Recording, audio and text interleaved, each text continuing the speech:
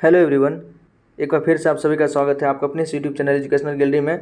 दोस्तों, इस चैप्टर में हम क्लास 9th का जो एनसीईआरटी का फर्स्ट चैप्टर है the fundamental unit of life, biology का फर्स्ट चैप्टर है फंडामेंटल यूनिट ऑफ लाइफ, उसका इंटेक्स्ट क्वेश्चन एनसीईआरटी के बुक के अंदर जो क्वेश्चन दिया रहता है थ्योरी पढ़ने के बाद हम उस सारे क्वेश्चंस को डिस्कस करेंगे ताकि आपका टॉपिक भी आसानी से रिवीजन हो जाए और एग्जाम में अगर इससे रिलेटेड कोई क्वेश्चन आता है तो आप आसानी से उसको सॉल्व कर पाएँ। चीज़ें जितना ज़्यादा आप रिकॉल करेंगे, रिवीजन करेंगे, आपके लिए बेटर रहेगा। All right. और हम बार बार कहते हैं कि एमसीक्यू पर अच्छे से ध्यान दें, उसके लिए टॉपिक आपने अच्छे से पढ़ा है, अपना कॉन्फिडेंस बनाए रखें, आपका नंबर अच्छा आएगा। एमसीक्यू में अगर मिस्टेक्स ना हो तो सब्जेक्टिव में आप कीवर्ड याद रखें, कीवर्ड आपको पता है तो आप आसानी से आंसर को लिख सकते हैं। All right. थोड़ा बहुत इधर उधर हो सकता है लेकिन अगर आप लिख देते हैं तो आपको नंबर अच्छा ही आएगा। देखिए, फर्स्ट क्वेश्चन है who discovered cells and how. Cell की डिस्कवरी किसने की थी और कैसे किया था? तो हम सभी जानते हैं कि रॉबर्ट हुक ने सबसे पहले जो कॉर्क में, कॉर्क क्या होता है तो बार्क ऑफ ट्री का जो बार्क होता है उसी के कॉर्क में उन्होंने सेल को देखा था सिंपल माइक्रोस्कोप बना के, खुद के सिंपल माइक्रोस्कोप से, और इस प्रकार से उन्होंने सेल का डिस्कवरी किया था। The cell was discovered by Robert Hooke, जो डेड सेल है, with the help of his self design microscope, खुद से वो एक माइक्रोस्कोप, सिंपल माइक्रोस्कोप तैयार किया था, उससे देखा था। He examined a thin slice of cork and saw that the cork resemble the structure of honeycomb. Honeycomb याद रखें, उन्होंने किसको देखा था? तो सेल की डिस्कवरी रॉबर्ट हुक किया था कॉर्क सेल में। किसमें? कॉर्क में, बार्क ऑफ ट्री में जो कॉर्क होता है उसमें, और उसको जो सेल कैसा दिखा था? हनी कॉम्ब, मधुमक्खी के छत्ते के जैसा। बस अगर ये तीनों और माइक्रोस्कोप, सेल्फ डिजाइन माइक्रोस्कोप अगर याद हो, ये चार टर्म आपको याद है तो अगर इससे रिलेटेड आप सेंटेंस बना के लिख लेते हैं तो मोर देन सफिशिएंट हो जाएगा। अब आप बड़े हो चुके हैं, बच्चों वाली स्थिति आपकी नहीं है कि आप हर क्वेश्चंस को रट के वहाँ जाएँ और लिख दें। रटने पर बैठेंगे तो बहुत ज़्यादा कंटेंट हो जाता है, आप रट नहीं सकते हैं। All right. तो यहाँ पर जैसे कुछ कीवर्ड, जैसे सेल की डिस्कवरी किसने की? तो रॉबर्ट हुक किया था, अपना उन्होंने माइक्रोस्कोप खुद से तैयार किया हुआ था। और किस में देखा था? तो कॉर्क में। जो कॉर्क क्या होता है तो बार्क ऑफ ट्री, उसके बारे में आप लिख दीजिए। और वो कैसा दिखा था? तो हनी कॉम्ब, हनी कॉम्ब मधुमक्खी के छत्ते के जैसे उसका स्ट्रक्चर दिखा था। नेक्स्ट क्वेश्चन है why is cell called the structural and functional unit of life. Cell को हम स्ट्रक्चरल और फंक्शनल यूनिट ऑफ लाइफ क्यों बोलते हैं? All right. देखिए, सेल के अंदर जो भी फंक्शंस होता है, हम सभी जानते हैं एक लाइफ को प्रोसेस करने के लिए जो भी फंक्शंस है, रेस्पिरेशन है, एक्सक्रीजन है, मेटाबॉलिज्म हो, सारा प्रोसेस सेल के अंदर होता है। All right. देखिए, they are various component in the animal cell, cell के अंदर, और एनिमल सेल और प्लांट सेल, एनिमल और प्लांट सेल के अंदर कई सारे कंपोनेंट है जिसको हम क्या कहते हैं? सेल ऑर्गेनेल्स कहते हैं। Each kind of cell organelle perform specific function. जितना भी सेल ऑर्गेनेल है, हम लोग ने राइबोसोम देखा है, endoplasmic reticulum, Golgi apparatus, lysosome है, प्लास्टिड है, अलग अलग सेल में अलग अलग ऑर्गेनेल्स होता है, सबका कुछ न कुछ स्पेसिफिक फंक्शन है। All right. Such as making a new materials, किसी का काम है कि नए मटेरियल्स को बनाना, किसी का काम है कि release of waste, transportation. All right. किसी का काम है transportation, etc। Thus a cell can perform all its function with the help of these organelles. तो अपना सेल जो है इस ऑर्गेनेल्स के हेल्प से सारा फंक्शन को परफॉर्म करता है, इसलिए हम सेल को स्ट्रक्चरल और फंक्शनल यूनिट ऑफ लाइफ बोलते हैं। आसान क्वेश्चन है, आप सारे ऑर्गेनेल्स के बारे में एक एक लाइन लिख देंगे, बस मोर देन सफिशिएंट है। फिर है question how do substances like CO2 and water move in and out of the cell. How do substances like CO2 और वाटर जो है सेल के अंदर और सेल के बाहर कैसे जाता है? बड़ा ही सिंपल लॉजिक है। अगर CO2 के बारे में बोल दे तो आप डिफ्यूज़न के बारे में लिख देंगे, और वाटर के बारे में पूछा है तो आप वहाँ पर ऑस्मोसिस के बारे में लिखेंगे।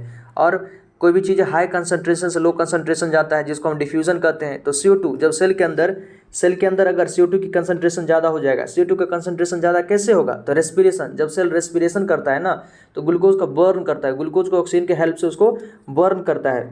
ग्लूकोज क्या होता है? तो C6H12O6, इसको ऑक्सीजन के हेल्प से जब वहाँ बर्न होता है, इसी को हम रेस्पिरेशन करते हैं तो वहाँ पर CO2 बनता है, H2O बनता है और एनर्जी बनता है। तो ये जो CO2 उसके अंदर सेल के अंदर बना है, और CO2 अपने आप में क्या है? टॉक्सिक वेस्ट है, सेल इसको बाहर निकालना चाहेगा तो सेल के अंदर इसकी कंसंट्रेशन ज़्यादा हो जाता है, और बाहर में ब्लड में सेल के CO2 का कंसंट्रेशन कम है तो हाई कंसंट्रेशन से लो कंसंट्रेशन सिंपल डिफ्यूजन के थ्रू CO2 अपना पास कर जाता है।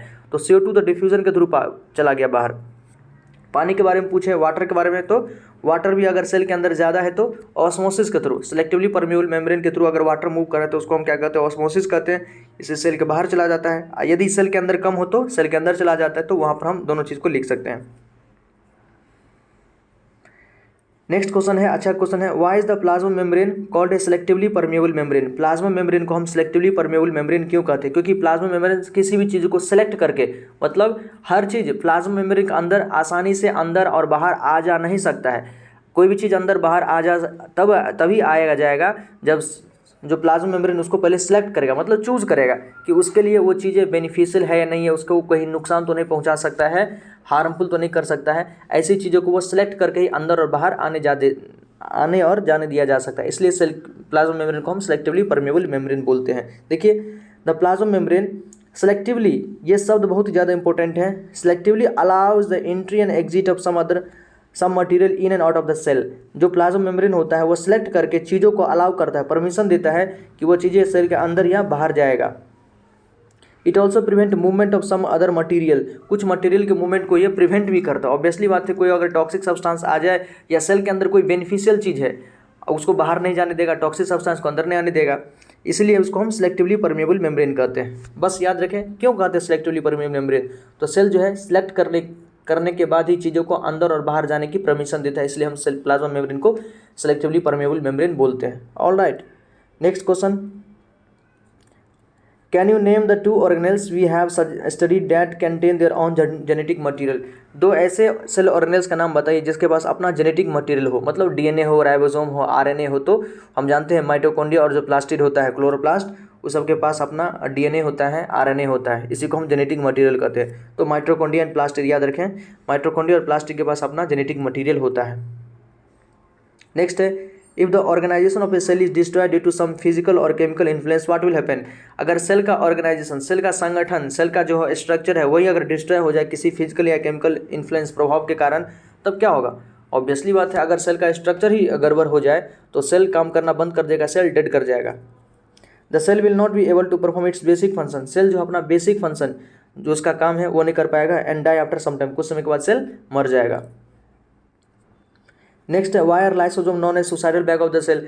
लाइसोसोम को suicidal bag of the cell क्यों होते हैं? क्योंकि उसके अंदर हाइड्रोलाइटिक एंजाइम्स होता है, पावरफुल हाइड्रोलाइटिक एंजाइम्स कह सकते हैं, या डाइजेस्टिव एंजाइम होता है जो हार्मफुल सब्सटेंस को डाइजेस्ट कर लेता है। और कभी कभी कोई ऐसा सब्सटेंस सेल के अंदर आ जाता है जो पूरे सेल को डिस्ट्रॉय कर सकता है या नियर बाय सेल को भी डिस्ट्रॉय कर सकता है। तो लाइसोसोम खुद ब्रस्ट हो जाता है और पूरे खुद के सेल को डिस्ट्रॉय कर देता है, जिसके कारण उसको हम suicidal bag of the cell कहते हैं। देखिए, the lysosome contain very powerful hydrolytic enzymes, ये शब्द इंपॉर्टेंट है।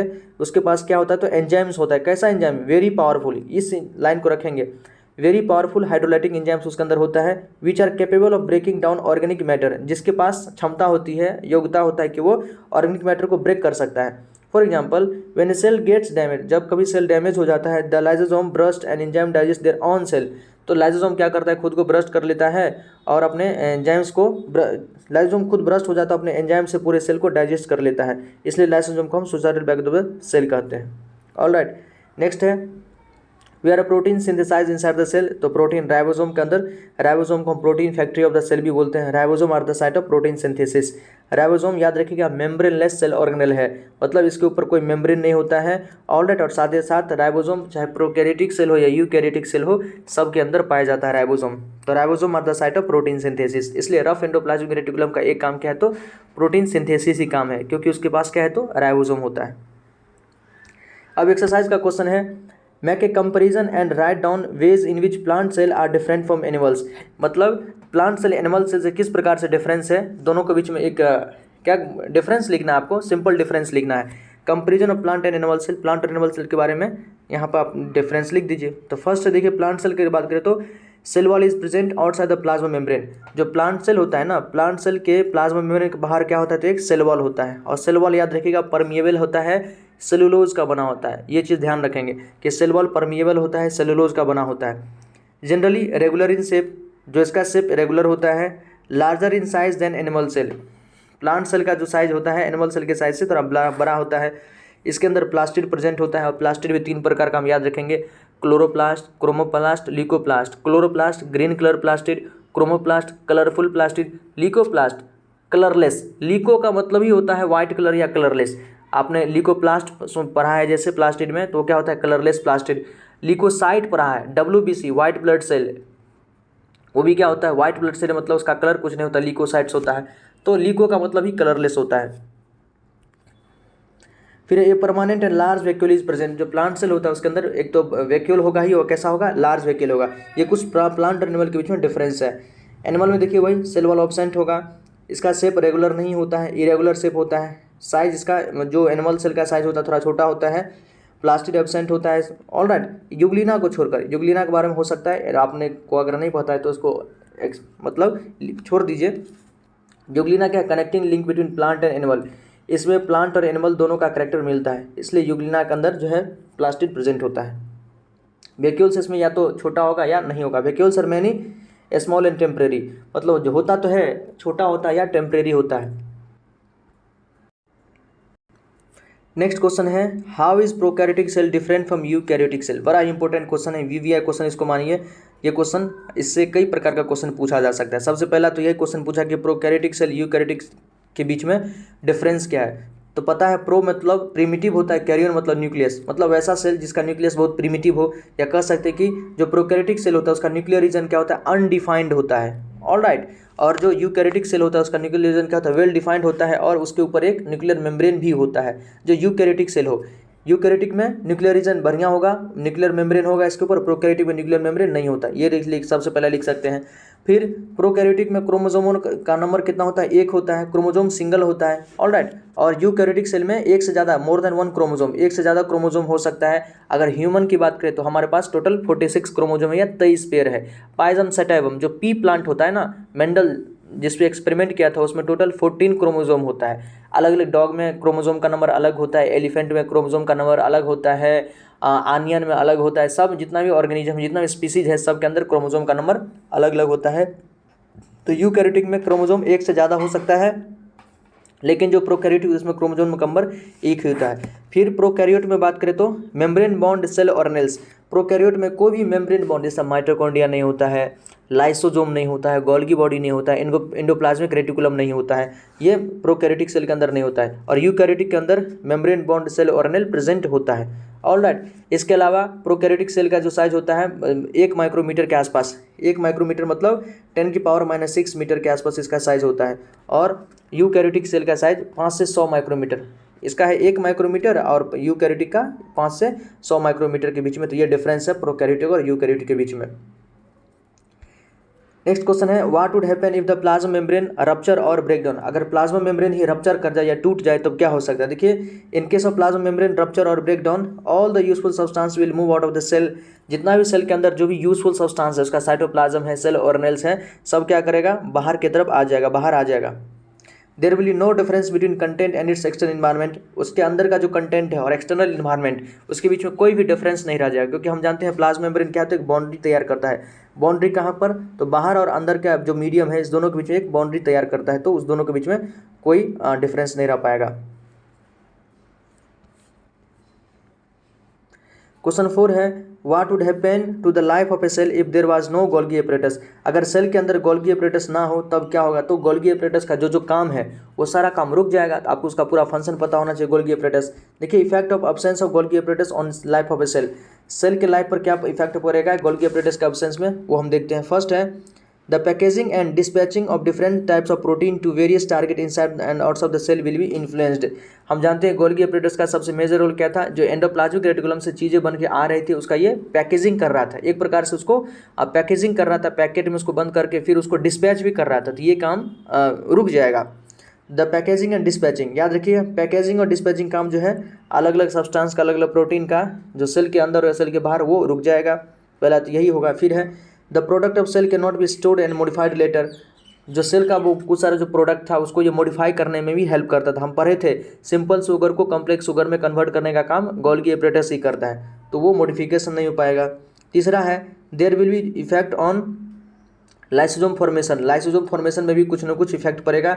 This will cause accumulation of worn out and dead cell organelles within the cell which may cause the cell death. हम जानते हैं कि एंडोप्लाज्मिक रेटिकुलम से कुछ ऐसा सिक्रेशंस निकलता है, फिर उसका पैकेजिंग कौन करता है, तो लाइसोसोम उसका पैकेजिंग करता है, सॉरी गोल्गी एपरेटस। वही जब पैकेजिंग होने के बाद वो सेल ऑर्गेनेल्स लाइसोसोम बन जाता है। तो जब हमारे पास गोल्गी एपरेटस ही नहीं है तो लाइसोसोम नहीं बन पाएगा। जब लाइसोसोम नहीं होगा तो सेल के अंदर जो अगर कुछ worn out मतलब कुछ डैमेज्ड अगर सेल ऑर्गेनेल्स अगर है सेल के अंदर तो वो क्या होगा, एक्यूमुलेट होते जाएगा, जमा होते जाएगा, और इससे क्या होगा, सेल की डेथ हो सकती है, क्योंकि लाइसोसोम है नहीं, लाइसोसोम रहता तो उसको डाइजेस्ट कर लेता ना, तो लाइसोसोम तो है ही नहीं, तो ये सारा काम इफेक्ट पड़ेगा। फिर है which organelle is known as the power house of the cell, बड़ा इंपॉर्टेंट क्वेश्चन है, किस ऑर्गेनेल को हम power house of the cell कहते हैं, तो माइटोकॉन्ड्रिया का। क्यों? क्योंकि माइटोकॉन्ड्रिया के अंदर फूड का ऑक्सीडेशन होता है, बस इतना लिखना है। The cell organelle mitochondria known as the power house of the cell, इसके अंदर लिखेंगे कि माइटोकॉन्ड्रिया के ऊपर दो मेम्ब्रेन होता है, बाहर आउटर मेम्ब्रेन, अंदर इनर मेम्ब्रेन, और इनर मेम्ब्रेन जो अंदर में कहीं ना कहीं इनफोल्ड होता है ना, उसी को हम क्रिस्टी कहते हैं। अगर इतना लिख देते हैं, उसके बाद हम ऑक्सीडेशन ऑफ फूड के बारे में लिखेंगे कि यहाँ से एनर्जी बनता है एटीपी के फॉर्म में, इसलिए हम इसको power house of the cell कहते हैं। मोर देन सफिशिएंट है। Process of cellular respiration takes place in mitochondria to generate energy required for various chemical activities in the form of ATP. This is the reason that mitochondria वही ATP के form में energy बनाता है और respiration के through, इसीलिए इसको हम माइटोकॉन्ड्रिया को power house of the cell कहते हैं। फिर व्हाट इज ऑस्मोसिस, कई बार इसको पढ़े हैं, तो the movement of solvent, solvent मतलब वाटर जैसे मॉलिक्यूल, जो वाटर जैसा मॉलिक्यूल होता है उसको सॉल्वेंट कहते हैं, from a region of high concentration to region low concentration through a semi permeable membrane. ये सेमी परमेबल मेम्ब्रेन बड़ा इंपॉर्टेंट है, उसी को हम क्या कहते हैं, ऑस्मोसिस कहते हैं। मतलब सॉल्वेंट मॉलिक्यूल्स का हाई कंसंट्रेशन से लो कंसंट्रेशन की तरफ मूव करना एक सेमी परमेबल मेम्ब्रेन के थ्रू, उसी को हम ऑस्मोसिस कहते हैं। During osmosis the water molecules are free to cross the plasma membrane in both the direction. Osmosis के समय वाटर मतलब दोनों तरफ से अंदर बाहर आ सकता है, बस नेट मूवमेंट किधर से होगा, तो जिधर ज़्यादा होगा ज़्यादा से कम की तरफ होगा। All right, carry out the following osmosis experiment. Take 4 peeled potato halves and scoop each one of to make potato cups. One of these potato cups should be made from a boiled potato. Put each potato in a cup through containing water. ये experiment है आप osmosis का। देखिए, keep cup ए empty, मतलब ए जो cup है उसको empty रखिए। Put 1 teaspoon sugar in cup B, sugar B, पहले तो जो कप एक है उसको एम्प्टी खाली रखना है। शुगर जो कप हमारा बी है उसके अंदर 1 चम्मच नमक डालना है, दूसरे में चीनी डालना है, तीसरे में नमक डालना है। और पुट 1 टीस्पून शुगर इन बॉइल्ड पोटैटो कप डी, और जो कप हमारा डी है उसके अंदर एक गर्म आलू डालना है और चीनी भी डालना है, गर्म आलू और चीनी डालना है। उसके बाद हमको क्या करना है, कीप दीज फॉर 2 आवर, 2 घंटे तक उसको ऐसे ही छोड़ दीजिए। Then observe the 4 potato cups and answer the following, चारों पोटैटो कप्स को ऑब्जर्व कीजिए और आंसर दीजिए। तो एक्सपेरिमेंट आसान सा एक्सपेरिमेंट है, वही ऑस्मोसिस वाला करना है। इसको एक बार आसानी से देखा जा सकता है, थोड़ा लंबा कर दिया है और है कुछ नहीं बस। तो ये हमारे पास ये कुछ क्वेश्चंस था जो इंटेक्स्ट क्वेश्चन साथ साथ एक्सरसाइज क्वेश्चन हम इस वीडियो में कंप्लीट किए हैं। भारतीय वन का भी थोड़ा बहुत क्वेश्चन देख लेते हैं, आसान सा क्वेश्चन है भारतीय वन का, आप बने रहे अंत तक। कुछ भारतीय वन का ऑब्जेक्टिव क्वेश्चन देख लेते हैं। सब्जेक्टिव तो हम यहाँ से अच्छे देख लिए एनसीईआरटी से, ऑब्जेक्टिव देख लिए एक बार, थोड़ा आपको क्विक रिव्यू हो जाएगा, रिवीजन हो जाएगा। The outer membrane found in an animal cell, animal cell के अंदर, एनिमल सेल के सबसे बाहरी मेम्ब्रेन क्या होता है, तो वो सेल मेम्ब्रेन होता है। सेल वॉल पहला में कन्फ्यूजन करने के लिए दिया है, तो सेल वॉल किस में होता है, प्लांट सेल लिखता है तो सेल वॉल, लेकिन एनिमल सेल लिखा है तो एनिमल सेल का सबसे बाहरी जो मेम्ब्रेन होता है उसको हम सेल मेम्ब्रेन कहते हैं। सेकंड है organism lacking A nucleus and A membrane bound organelles called prokaryote, वैसा ऑर्गेनिज्म जिसके अंदर न्यूक्लियस नहीं होता है, न्यूक्लियस ना हो और मेम्ब्रेन बाउंड ऑर्गेनेल्स भी ना हो, उसको हम क्या कहते हैं, प्रोकैरियोट कहते हैं। प्रोकैरियोट और यूकैरियोट के बीच में डिफरेंस हम अभी पढ़ के आए हैं। फिर है relatively large vacuole are present in, जो बड़ा वैक्यूल किसके अंदर प्रेजेंट होता है, तो प्लांट सेल के अंदर। ऑलराइट, एनिमल सेल के अंदर जो छोटा वैक्यूल होता है। फिर है the growth of cell is regulated by, cell का जो ग्रोथ है उसको कौन रेगुलेट करता है, तो न्यूक्लियस। याद रखिएगा, सेल के ग्रोथ को कौन रेगुलेट करता है, न्यूक्लियस। सी ऑप्शन सही है हमारा। 5 number, the centriole is associated with, centriole का क्या काम है, तो स्पिंडल फॉर्मेशन। हमने इसके बारे में बताया क्या था कि जो सेंट्रियोल होता है ना, वो सेल डिवीजन के समय में अब इसका क्या काम होता है, स्पिंडल क्या होता है ना, मान लेते हैं कि ये हमारा सेल है तो, और यहाँ पर सेंट्रियोल, दोनों एंड पर सेंट्रियोल होता है। सेंट्रियोल क्या करता है, स्पिंडल धागा का जैसे स्ट्रक्चर बना के, और जो यहाँ पर सेल ऑर्गेनेल्स होता है सबको खींचता है कहाँ, इधर पोल की तरफ चीज़ों को खींचता है, क्योंकि सेल डिवाइड होना है। जो भी चीज़ डुप्लीकेट डबल हुए रहता है ना, सारे चीज़ों को एक को ऊपर एक को नीचे, एक को ऊपर एक को नीचे, तब जाके दोनों सेल जो बनेगा वहाँ से दोनों में बराबर की मात्रा में चीज़ें पहुँचेगी। जैसे घर में बंटवारा होता है, सेम यहाँ भी है कि अगर 2 चीज़ है तो दोनों को अलग अलग हिस्सों में बांट दो, वही चीज़ है। स्पिंडल फॉर्मेशन होता है सेंट्रियोल के हेल्प से, वो सेल डिवीजन में उसका काम है। नेक्स्ट है protein are formed in the, protein कहाँ बनता है, तो राइबोसोम को प्रोटीन फैक्ट्री भी बोलते हैं। 7th है the name suicidal bag of the cell किसको कहते हैं, लाइसोसोम को। 8 है genes are located on the, genes कहाँ पर लोकेट होता है, तो देखिए हमने डीएनए के स्ट्रक्चर के बारे में देखा था, तो जीन्स कहाँ लोकेटेड होता है, तो यही डीएनए कहिए या क्रोमोजोम के ऊपर जो कहीं कहीं पर क्या होता है, जीन्स लोकेटेड होता है, तो क्रोमोजोम के ऊपर अगर क्रोमोजोम हो जाए तो क्रोमोजोम, डीएनए लिखा होता है डीएनए, या क्रोमेटिन लिखा हो तो क्रोमेटिन, तीनों एक ही चीज़ है, हम बताए थे तीनों एक ही चीज़ है, क्रोमोजोम, डीएनए, क्रोमेटिन, बस सब मतलब अलग अलग समय पर दिखता है। तो genes are located on chromosome. Genes होता क्या, तो functional segment of DNA, DNA का वो फंक्शनल सेगमेंट को हम ही जीन्स कहते हैं। Biological membrane include, biological membrane के अंदर क्या क्या इंक्लूड है, देखिए तो जितना भी इंटरसेलुलर मेम्ब्रेन है उसके अलावा जो भी प्लाज्मा मेम्ब्रेन है, इंटरसेलुलर मेम्ब्रेन के अंदर जैसे कोई सेल और ऑर्गेनेल्स है, सेल ऑर्गेनेल्स के ऊपर जो मेम्ब्रेन है वो भी बायोलॉजिकल मेम्ब्रेन, जैसे प्लास्टिड के ऊपर डबल मेम्ब्रेन होता है, न्यूक्लियस के ऊपर डबल मेम्ब्रेन होता है, एंडोप्लाज्मिक रेटिकुलम के ऊपर सिंगल मेम्ब्रेन होता है, तो वो सभी क्या है, एक बायोलॉजिकल मेम्ब्रेन है, और साथ ही साथ जो हमारा प्लाज्मा मेम्ब्रेन है वो भी क्या है, बायोलॉजिकल मेम्ब्रेन है। 10th है which of the following is the main difference between onion peel cell and human cheek cell, जो onion cheek cell onion peel cell मतलब क्या, प्याज का छिलका है तो वो प्लांट सेल है, और एनिमल सेल क्या है, तो और ह्यूमन चिक सेल मतलब एनिमल सेल, प्लांट और एनिमल सेल के बीच में डिफरेंस पूछा है, तो देखिए presence of cell wall in onion peel cell only, obviously सही बात है कि जो आनियन पील सेल होता है, प्याज का जो छिलका होता है ना, उसके अंदर सेल वॉल होगा, तो ये डिफरेंस है। नेक्स्ट है centriole are found in, centriole किस में मिलेगा, तो सेंट्रियोल सिर्फ और सिर्फ एनिमल सेल में मिलता है, तो human cheek cell, B option हमारा सही है, human cheek cell, centrioles are found in human cheek cell, B answer सही है। आनियन और प्लांट सेल ये क्या है, तो प्लांट सेल के अंदर नहीं मिलता है।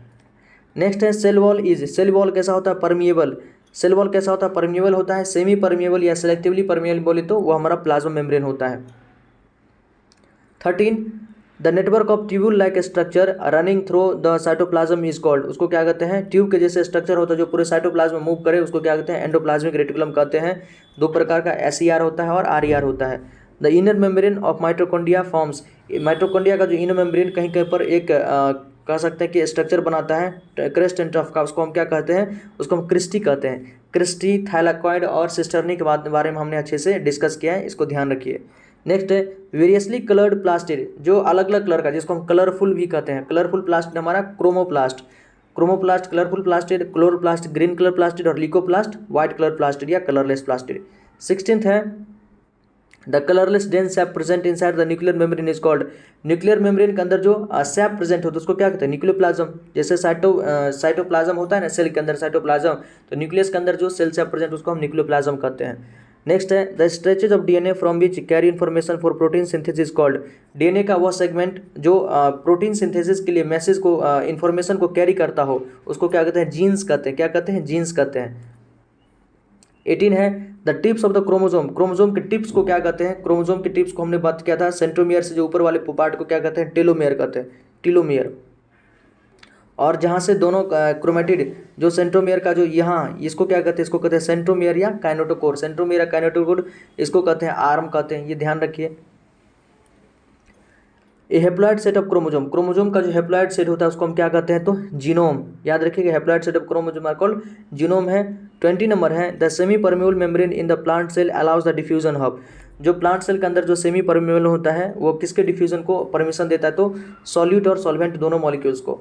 फिर entry of water into roots, here is an example of, water का एंट्री रूट के अंदर वो किसका एग्जांपल है, तो ऑस्मोसिस का, डिफ्यूजन का नहीं, ऑस्मोसिस, वाटर एंटर हो रहा है ना, entry of water into root hair, root hair के अंदर जो वाटर का एंट्री होता है तो वो क्या होता है, ऑस्मोसिस होता है, हाई कंसंट्रेशन से लो कंसंट्रेशन, तो ये हमारा ऑस्मोसिस हो जाएगा 21 का सी।